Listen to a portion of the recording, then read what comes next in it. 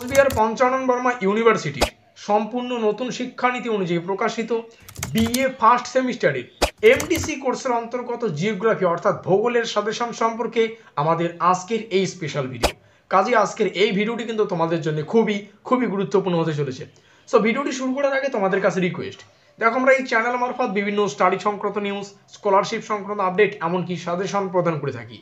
কাজে খুব ভালো হবে যদি আমাদের চ্যানেলটিকে সাবস্ক্রাইব করে দিয়ে আমাদের পরিবারের সদস্য হয়ে নাও। আর দেখো ভিডিওর নিচে যে কমেন্ট বক্সটা রয়েছে তা কিন্তু সকলের জন্য খোলা, তো তোমরা কমেন্টে এটা জানাতে ভুলো না আজকের এই ভিডিওটি তোমরা কোন কোন কলেজ থেকে ওয়াচ করছো। সো শুরু করছি আমাদের আজকের এই স্পেশাল ভিডিওটি।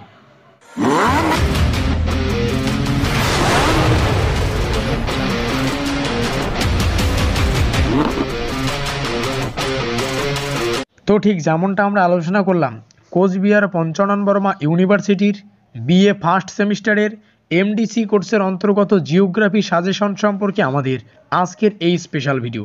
সো ভিডিওটির শুরুতেই মূল যে বিষয়টা ভালো করে বুঝতে হবে, দেখো আমরা শেষ মুহূর্তের প্রস্তুতির জন্য একটা সিরিজ স্টার্ট করেছি, যেই সিরিজের নাম রাখা হয়েছে ব্রহ্মাস্ত্র। আর এই সিরিজের আমাদের আজকের ক্লাস পঞ্চম ক্লাস, অর্থাৎ ইতিমধ্যেই এই ব্রহ্মাস্ত্র নামক সিরিজের 4খানা ক্লাস সংক্রান্ত স্পেশাল ভিডিও কিন্তু আমরা আলোচনা করে ফেলেছি। আর ওই ভিডিওগুলির লিঙ্ক আমি পরপর ডেসক্রিপশন বক্সে প্রদান করে দেবো, তোমরা চাইলে সেখান থেকে দেখে নিতে পারো। আর এই ব্রহ্মাস্ত্র নামক এই সিরিজের প্রত্যেকটা ক্লাস তোমরা যদি করতে পারো, তাহলে এমডিসি কোর্সের অন্তর্গত জিওগ্রাফি সম্পর্কে অর্থাৎ এমডিসি কোর্সের অন্তর্গত ভূগোল সম্পর্কে তোমাদের আর কোনোরূপ মাথা ব্যথা থাকবে না। তো দেখে নিচ্ছি আমাদের এই ব্রহ্মাস্ত্র নামক সিরিজের পঞ্চম ক্লাসের গুরুত্বপূর্ণ প্রশ্নাবলী। সো প্রথম প্রশ্নটিতে জানতে চেয়েছে কত সালের ভূমিকম্পের কারণে অসমের ডিবং নদীর গতিপথ পরিবর্তিত হয়েছিল। মোস্ট ইম্পর্টেন্ট একটি প্রশ্ন। উত্তরটা হচ্ছে 1950 সালের অসমের যে ভূমিকম্প হয় তার কারণে কিন্তু অসমের যে ডিবং নদী সেই নদীর কিন্তু গতিপথ পরিবর্তিত হয়েছিল। তাহলে অপশন নম্বর আমরা সিতে দেখতে পাচ্ছি 1950 সাল। দ্বিতীয় যে প্রশ্ন, কয়লা জলাধারে জলের চাপে ভূমিকম্প হয় কোন রাজ্যে? কয়না জলাধারে, ঠিক আছে, কয়না জলাধারে জলের চাপে ভূমিকম্প হয় কোন রাজ্যে? উত্তর হচ্ছে মহারাষ্ট্র রাজ্যে। তার অপশন নম্বর বি আমাদের সঠিক। পরবর্তী প্রশ্ন, আমাদের তৃতীয় প্রশ্ন, কামচাতকা জাপান প্রভৃতি দেশ কোন বলয়ে অবস্থান করেছে? মোস্ট ইম্পর্টেন্ট, সেটা হচ্ছে প্রশান্ত মহাসাগরীয় বলয়।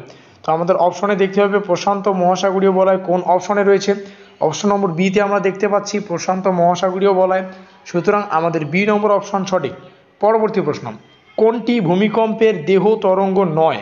এখানে জানতে চেয়েছে দেহ তরঙ্গ নয়, এক্ষেত্রে পি তরঙ্গ, এস তরঙ্গ, এল তরঙ্গ নাকি পি ও এস উভয় তরঙ্গ? এক্ষেত্রে পি এস কিন্তু দেহ তরঙ্গ হচ্ছে, সুতরাং সি নম্বরে আমরা দেখতে পাচ্ছি এল তরঙ্গ, যা কিন্তু ভূমিকম্পের দেহ তরঙ্গ নয়।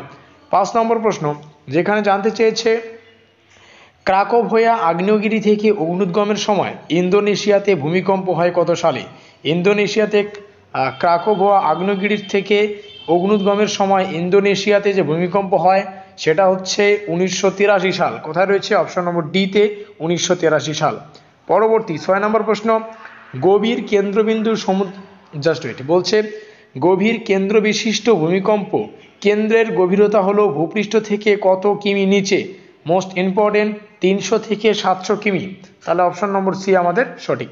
পরবর্তী, গুজরাটের ভুজ এ ভূমিকম্পের তীব্রতার মান ছিল? গুজরাটের ভুজ এ ভূমিকম্পের তীব্রতার মান কত ছিল?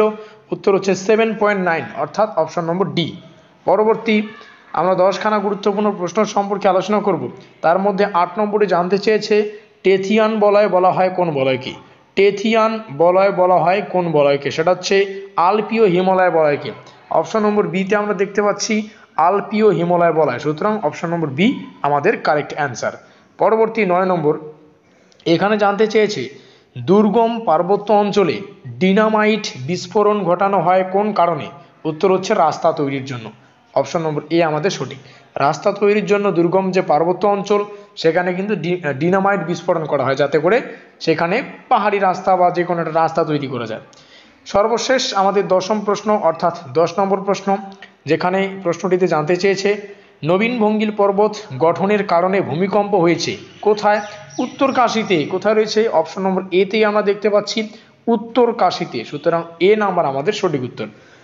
সো ভিডিওর শেষে মূল যে বিষয়টা ভালো করে বুঝতে হবে, দেখো কমেন্ট বক্সটা সকলের জন্য খোলা, তো তোমরা কমেন্টে এটা জানাতে বলো না আজকের এই ভিডিওটি তোমরা কোন কোন কলেজ থেকে ওয়াচ করছো, এবং ডেসক্রিপশন বক্সে এই সিরিজের প্রিভিয়াস ক্লাস, আপকামিং ক্লাস প্রত্যেকটা লিঙ্ক পাবে, সেখান থেকে অবশ্যই দেখে নেবে। এবং অবশ্যই ভিডিওটি ভালো লাগলে লাইক করে দিও, বন্ধুদের কাছে শেয়ার করে দিও। আর এখনও পর্যন্ত আমাদের পরিবারের সদস্য না থাকলে আমাদের চ্যানেলটিকে সাবস্ক্রাইব করে দিয়ে আমাদের পরিবারের সদস্য নিও। তো আমাদের আজকের এই স্পেশাল ভিডিওটি এই পর্যন্তই।